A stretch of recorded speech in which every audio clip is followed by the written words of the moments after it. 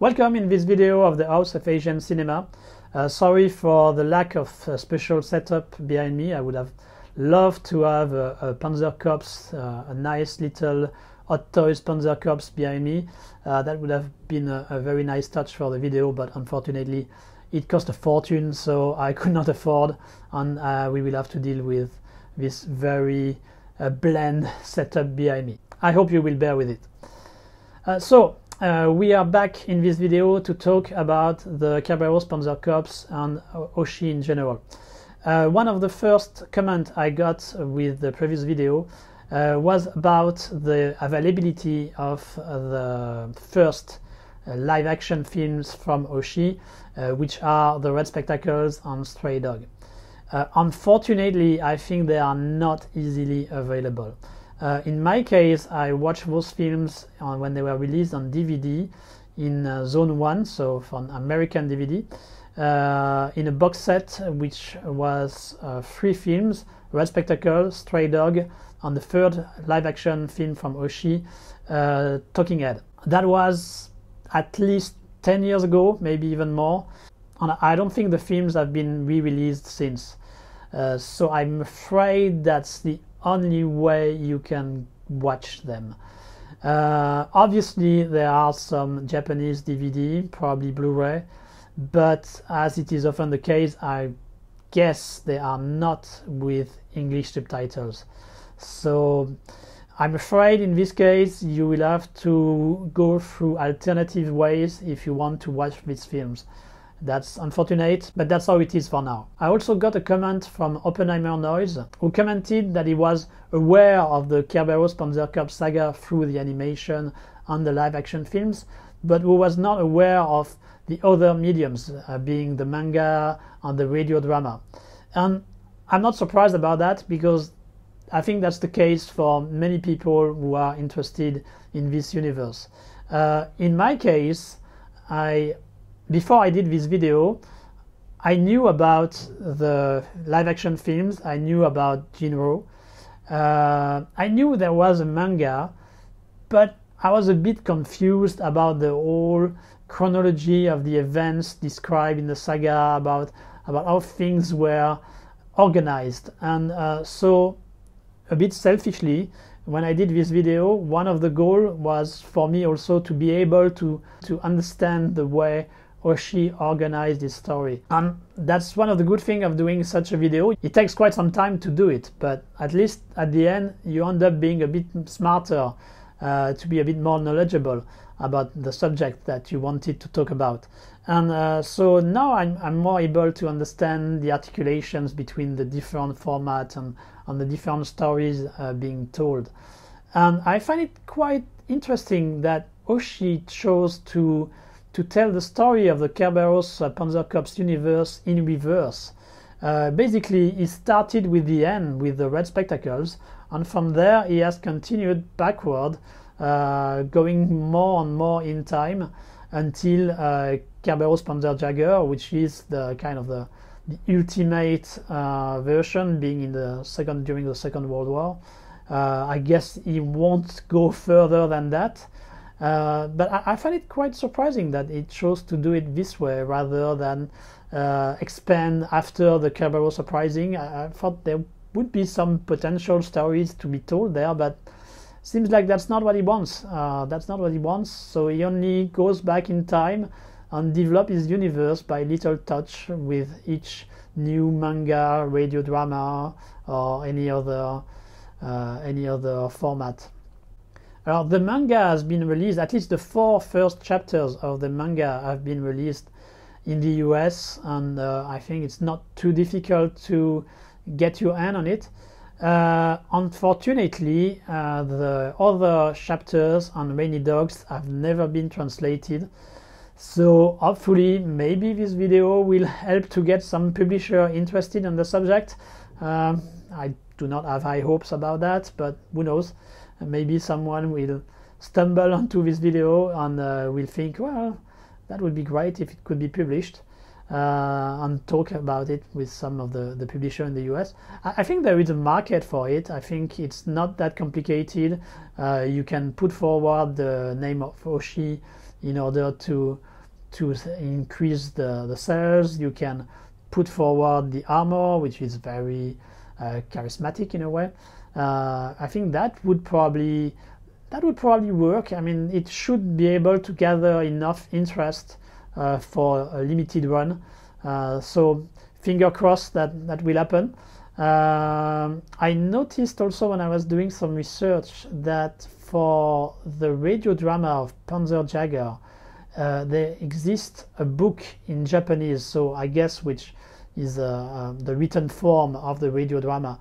So potentially, I don't have high hope that an English publisher will release it as a book in English, but maybe a big fan who is able to speak Japanese, who is able to read Japanese, will take the task to translate it for people all over the internet. Who knows?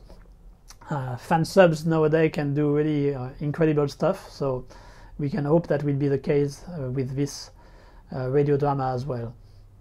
I also got a comment from Jason Like about the sources I used. And unfortunately, when it comes to the Kerberos Panzer Corps saga, there is not one clear source where you have all the information you need. I needed to check many articles in old magazines, on internet, and take information from there and there.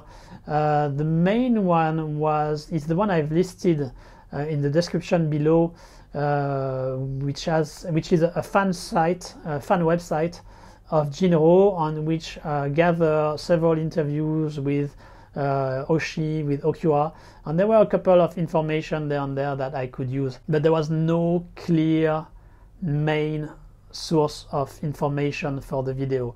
I had to take a bit from everywhere and use my head in order to make some of my own conclusion, my own analysis. For example, the fact that Patlabor 2, in my opinion, has many plot elements which seems to be taken from the Kerberos Panzer Corps universe. That's my theory. That's how I see it when I worked on the video. It kind of seemed obvious to me, but maybe I'm wrong. That's my own analysis there. There are 2 books in English which exist on Mamoru Oshii, and I didn't use them. I didn't use them because from what I checked, there was not much development about the Kerberos Panzer Corps universe. It seems to concentrate mostly on his most famous work, like Ghost in the Shell, and not so much on the Kerberos Panzer Corps universe, which, in my opinion, is a bit a shame. But I understand it's not an easy thing to do because you need resources. You need to be able to see the manga, to listen to the radio drama if you really want to do something good, and that's not easy. I understand that. Another reason which pushed me not to buy these books and not use them for the video is the lack of interview with Oshii, which I think is a bit a bit of waste. I'm sure the analysis made by the writers are certainly very interesting, but when there is a book about someone who is still active, I always prefer to have at least to hear how things are from his point of view. And as these books didn't have an interview with Oshii, I didn't end up buying them, and so I didn't end up using it for the video.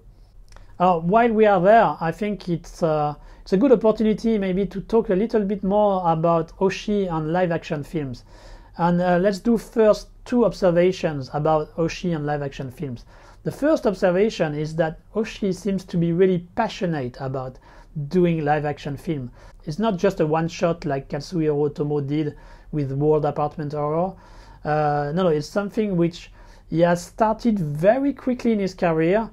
Just after doing a couple of films of animation as a director, he quickly moved to live action, and since then, despite most of them being commercial failure, he has kept going and kept doing live action films over and over again. It seems even nowadays he seems more interested about doing live action films rather than animation film. And that leads us to the second point, which is that unfortunately Oshii is not a good live action film director. If you compare his filmography as an animation film director to the one he has done as a live action film director, there is not much you can say. It's really obvious that on one side you have many great films, many successful films, and on the other it's mostly disappointments, to be polite. I wish he was able to do better films as a live action film director, but so far it's not very convincing. Anyway, let's talk a little bit about some of the film he has done. So we already talked about Red Spectacles and Stray Dog in the video, so I'm not going to elaborate further on that. But then we have the third film he has done, which is Talking Head. Talking Head on the paper, it's an interesting film. It deals with an animation director, so in a animation studio working on an important project, and the animation director suddenly disappears in the middle of the production, and so there is some kind of investigation to know where he has gone, what has become of him, a bit like a police investigation.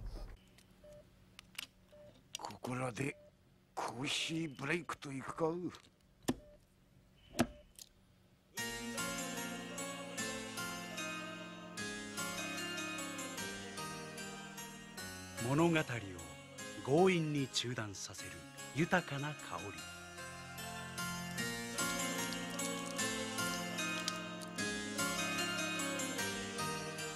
ゾンビも目を向く深い味わい。混迷する物語に疲れたひととき、違いのわかるあなたのドッグブレンド。 On paper, that sounds like something interesting, because obviously that's full of biographical elements, full of experience which Oshii can use, which he had, which he can put in the story of Talking Head. That's the potential there is with this film.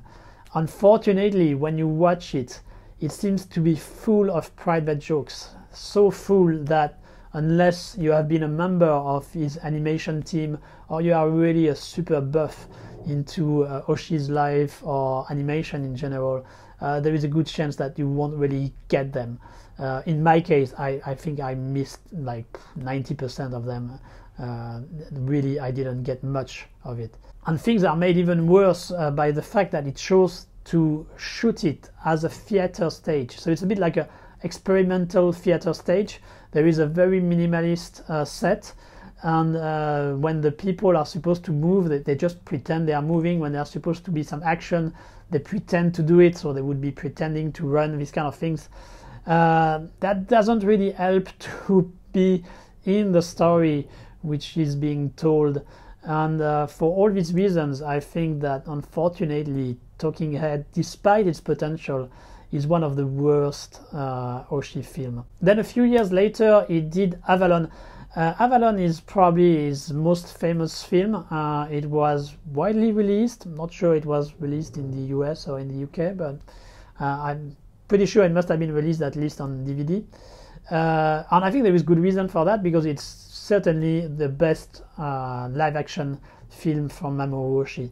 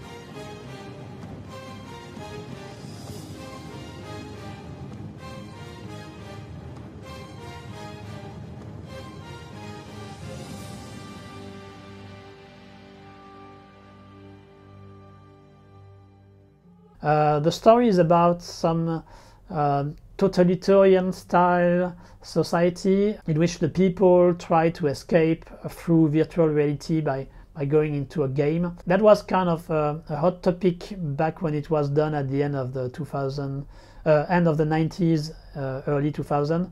At the same time, David Cronenberg did Existence. But if you ask me, I think Avalon is actually a better film than Existence. The film was shot in Poland, so it really helps to create this kind of authoritarian universe which Oshii seems to really appreciate to describe. There is a lot of interesting philosophy thinking in it. The atmosphere is really interesting if you like a bit the Tarkovsky, if you like a bit the Eastern European style. It has also a great soundtrack by Kenji Kawai.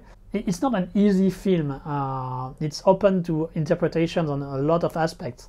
So you will need to come with your brain and to come up with your own interpretations of what is happening in the film.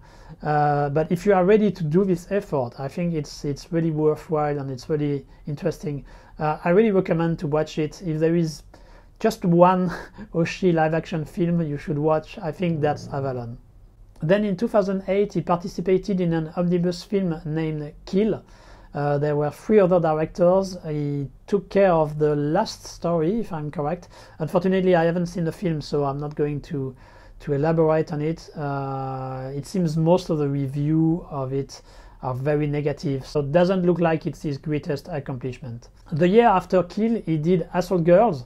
Assault Girl is supposed to be some kind of spin-off of Avalon. It's supposed to be set in the same virtual reality game universe, and we follow 3 main characters, 3 girls who are with big guns and who are drifting in this world.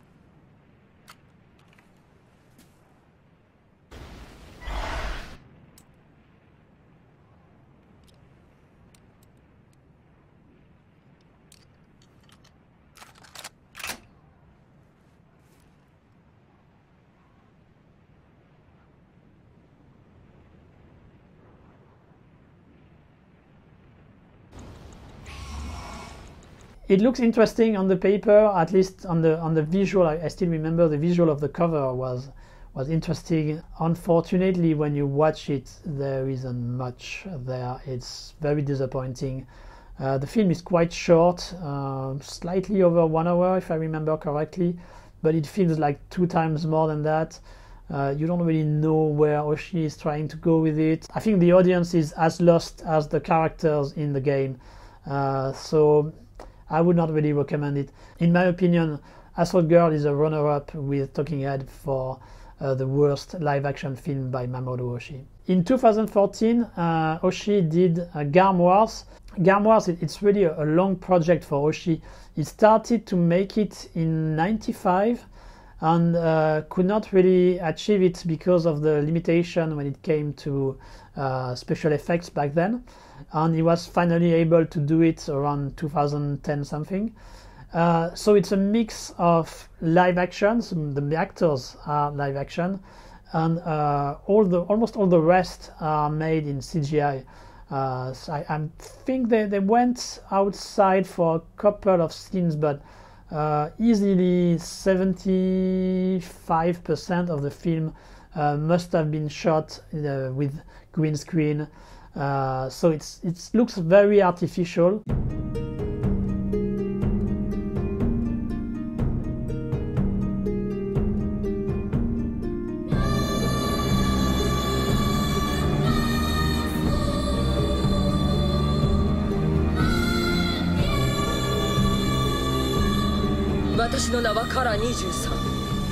なぜ我々は戦う？ガルムの終わりなき戦争には何の意味がある？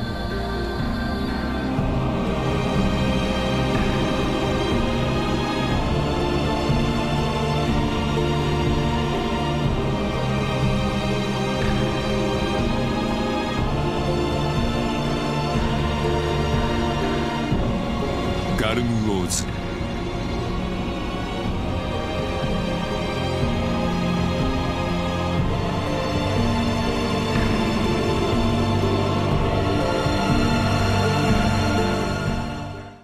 Despite this look, the film has some interesting aspects.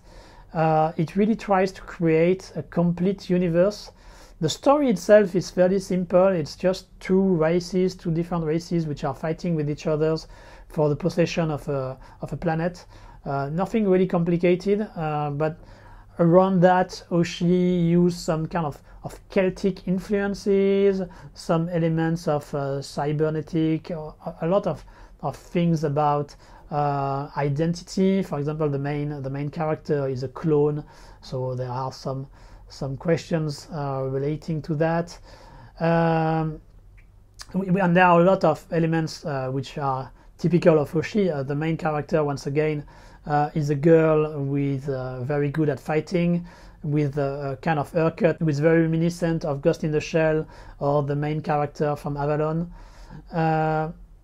It's not an easy film to get in. At the very beginning there are a lot of informations you are given, and with a lot of dialogues which are often not very clear. I think it's made on purpose, but sometimes you really wonder what they are talking about. Kudo for Lance Henriksen was some lines, I'm not sure how he can say them with a straight face, but he managed. And if you take the effort to really try to follow what happens and to follow the characters in their journey, it's actually quite interesting. There are a lot of interesting design. You can feel there have been a lot of effort made in the building of this universe, and it's really full of novelty, very full of interesting things which you probably won't see elsewhere. So for that alone, it's worth checking. When I watched it personally, I had a bit the same impression as when I watched On the Silver Globe by Andrzej Zulawski. I'm not sure if you are aware of this film. It's a Polish film which was never finished, a Polish science fiction film made at the end of the Iron Curtain on Poland, and it's a very weird film where you are really in a universe. You are always wondering what is going to happen next. You are always wondering what kind of world is that, and there is a bit this kind of impression when watching Garm Wars, which I found interesting. I found worthwhile, but be aware of it. That's not an easy film to get into, so be prepared mentally, but I think it's worth the effort. And then in 2015 he did Next Generation Patlabor, Tokyo Wars.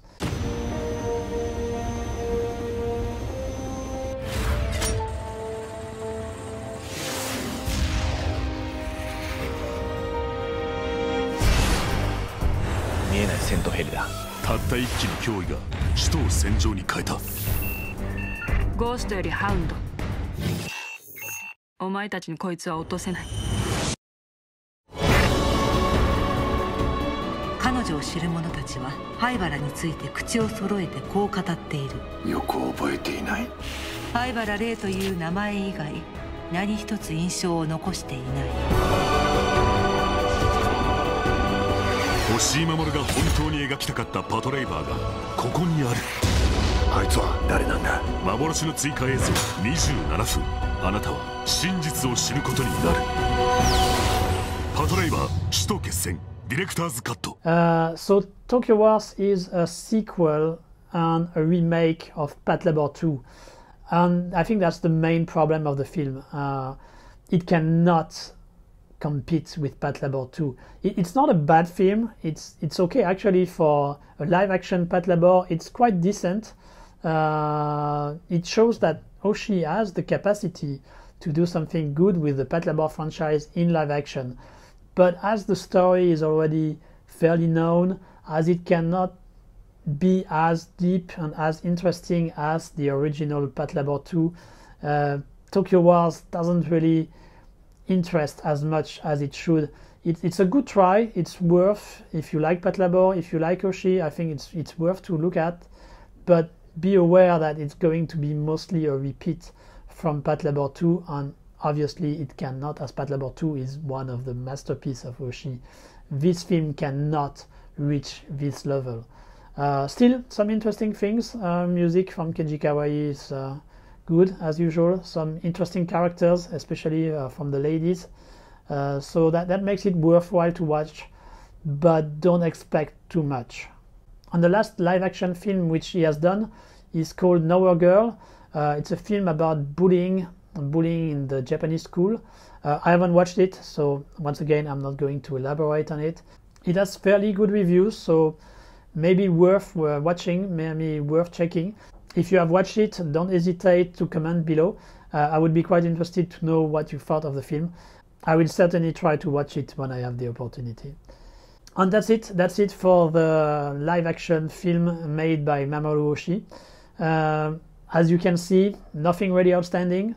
Best one clearly is Avalon. Then you have some interesting but not completely satisfying films such as Garm Wars or the Patlabor live action, or Stray Dog also, I would put it in this category.